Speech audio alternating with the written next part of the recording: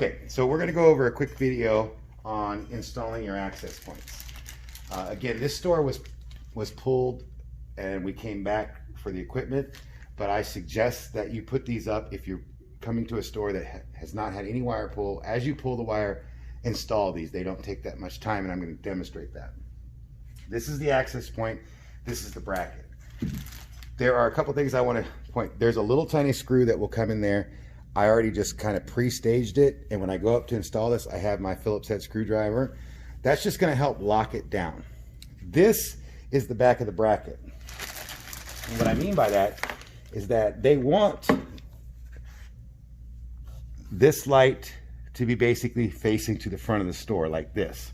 So that means the back side where you're going to, this Ethernet PoE, that's where you're going to actually plug in your Cat 6 into that spot. This bracket, this little hole right here and that flap, the back side sits like this in the bracket. If you put it on the front, it will not go on. So this needs to be facing toward the back. So as I go up here, and as you can see, I already locked it on. So once you do that, you have to, this little lock, disengage it, and now you can slide it back and take it off. So that's how it'll go on once I get it up there. Now, the way this locks on is real simple. It's just, I'm gonna basically put it up there and then I'm gonna twist it. And this is gonna grab a hold of the T-bar and that's gonna grab a hold of the T-bar. And it's also gonna press down on these little lock mechanisms to help it lock into place. Again, this being the back, my front of the store is this way. So when I come up here to my T-bar,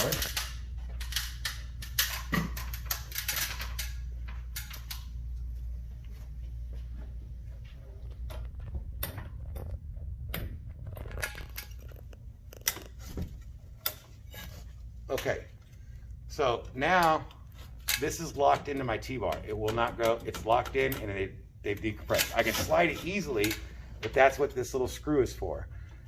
So the only thing I worry about is that there's no other radio waves around, nothing else that's within 6 feet of that transmits any type of radio transmission.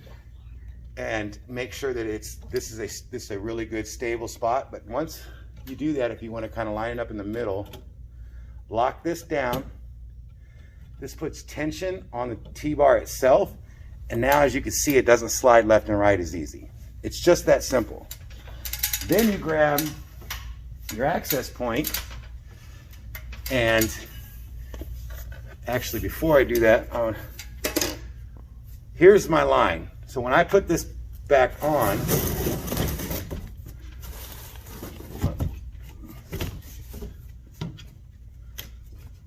should get this inside first. And that back end is going to be right here. I can pretty much say, I want to cut my hole right here.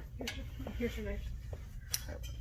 So I have a trusty knife here that I hope I don't cut myself with. Hold this so I don't knock it down. So I'm just going to notch out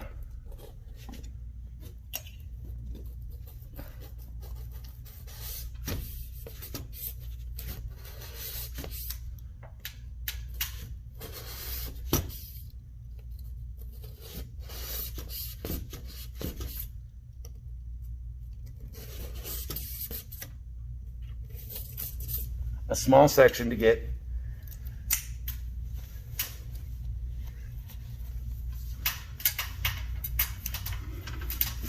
my Cat 6 through.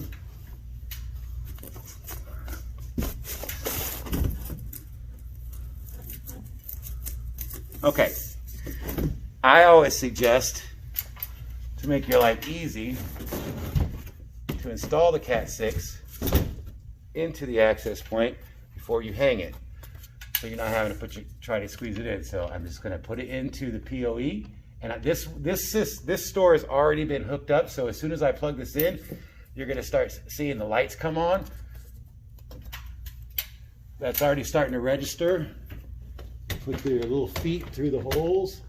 Make sure you get all 4 on both sides up into the holes. Slide it back. It's locked in. close my ceiling tile, and I have access point B installed. Nice and neat.